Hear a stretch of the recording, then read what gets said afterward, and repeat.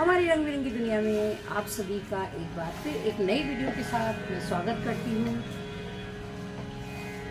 आने वाले शनिवार को सावन का दूसरा प्रदोष है और कहते हैं शनि प्रदोष का विशेष महत्व होता है और इस दिन रुद्राभिषेक करने का बहुत ज़्यादा महत्व है। धार्मिक मान्यताओं के अनुसार यदि प्रदोष व्रत के दिन भोलेनाथ की आराधना की जाए तो भोलेनाथ प्रसन्न होकर आशीर्वाद देते हैं और मनोकामना पूरी करते हैं। तो जो इस बार प्रदोष पड़ रहा है, वैसे भी शनि प्रदोष का विशेष महत्व होता है, लेकिन इस बार जो प्रदोष है वो सावन का भी है और शनिवार भी है, तो डबल महत्व रखता है।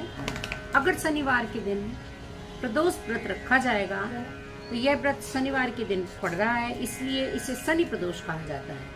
धर्मशास्त्रों के अनुसार व्रत को बहुत ही फलदायक माना गया है। कहते हैं कि इस दिन यदि प्रदोष काल में भगवान शिव का विधि विधान से पूजा किया जाए तो भगवान भोलेनाथ सभी के सारे कष्ट दूर करते हैं। तो आइए जानते हैं इसकी कथा क्या है और शनि प्रदोष के दिन रुद्राभिषेक करना क्यों जरूरी है, क्यों अच्छा मानते हैं। ये सब जानने के लिए आप अंत तक हमारी वीडियो में बने रहिएगा।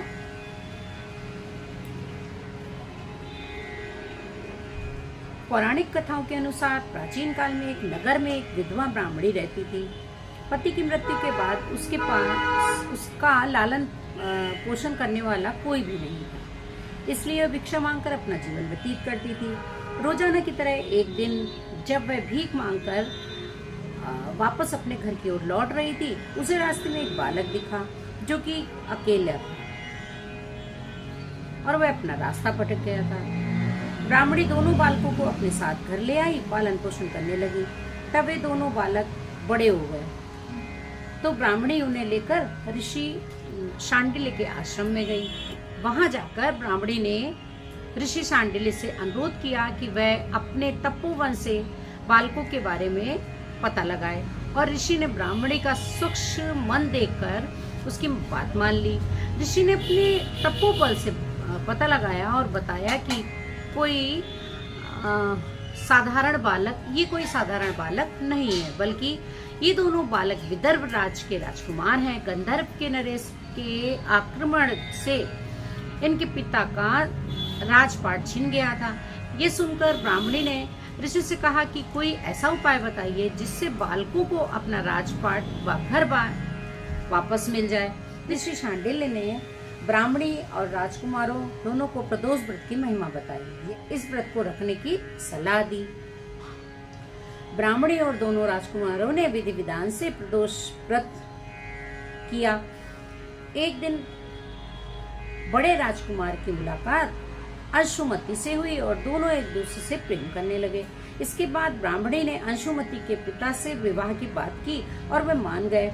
दोनों का विवाह हो गया। अंशुमति भी एक राजा की पुत्री थी और उसके पिता के सहयोग से दोनों राजकुमार ने गदर पर हमला किया और उसकी जीत हो गई। इसके बाद दोनों राजकुमारों को अपना सिंहासन वापस मिल गया और गरीब ब्राह्मणी को भी एक खास स्थान दिया गया, जिससे उनके सारे दुख खत्म हो गए। राजपाट वापस मिलने का कारण प्रदोष व्रत ही था, जिससे वे उन्हें संपत्ति मिली और जीवन में खुशहाली आ गई। इस बार जो शनि प्रदोष पड़ रहा है उसमें बनते हैं विशेष योग रुद्राभिषेक करने के लिए। 17 अगस्त को यह व्रत रखा जाएगा और इस बार सावन के अंतिम शनि प्रदोष व्रत पर एक साथ कई शुभ योग बन रहे हैं। ऐसे में इस दिन रुद्राभिषेक करना उत्तम माना गया है। आइए जानते हैं शनि प्रदोष के दिन शिव वास के अनुसार रुद्राभिषेक का शुभ मुहूर्त और इसकी पूजा विधि क्या है। सावन का अंतिम सोमवार, सावन का अंतिम प्रदोष व्रत बेहद खास माना जा रहा है। शनिवार के दिन त्रयोदशी तिथि होने के साथ साथ इसका महत्व और अधिक बढ़ गया है। शनिवार के दिन प्रदोष व्रत होने के कारण शनि प्रदोष व्रत का संयोग बना है। मान्यता है कि इस व्रत को करने से व्यक्ति को शुभ फल की प्राप्ति होती है। पर सावन शनि प्रदोष व्रत पर कई शुभ योग हैं, इसलिए इस दिन पूजा करना और भगवान शिव की रुद्राभिषेक करना उत्तम फलदायी कहा गया है। तो जानते हैं कि सावन का अंतिम प्रदोष व्रत पर कौन सा शुभ योग बन रहा है। शास्त्रों के अनुसार शुक्ल पक्ष में त्रयोदशी तिथि के दिन भगवान शिव नंदी पर सवार होकर संपूर्ण जगत में भ्रमण करते हैं और प्रसन्न रहते हैं। ऐसे में इस दिन शिव जी का अभिषेक करना बहुत शुभ माना जाता है। इसी के साथ इस दिन प्रीति और आयुष्मान योग का भी संयोग है। इसके अलावा बुधादित्य राजयोग और शुक्र आदित्य राजयोग भी प्रभावशाली रहेंगे। वहीं इस समय शनि भी अपनी मूल त्रिकोण राशि कुंभ में रहने वाले हैं। इसके बाद अब 30 साल बाद शनि अपनी राशि कुंभ में गोचर रहेंगे। ऐसे में इस दिन भगवान शिव की पूजा अर्चना करना, रुद्राभिषेक करना बहुत ज्यादा फलदायी है। ऐसे में शनिवार के दिन आप सूर्योदय के बाद पूरे दिन कभी भी भगवान शिव का रुद्राभिषेक कर सकते हैं। तो ये थी छोटी सी जानकारी शनि प्रदोष को लेकर। आप सभी का यह प्रदोष शुभमय हो, कल्याणकारी हो। कैसी लगी आप लोग को ये छोटी सी जानकारी जरूर बताइएगा और हम सब पर भोलेनाथ की कृपा बनी रहे, यही प्रभु से आशीर्वाद है। जय भोलेनाथ।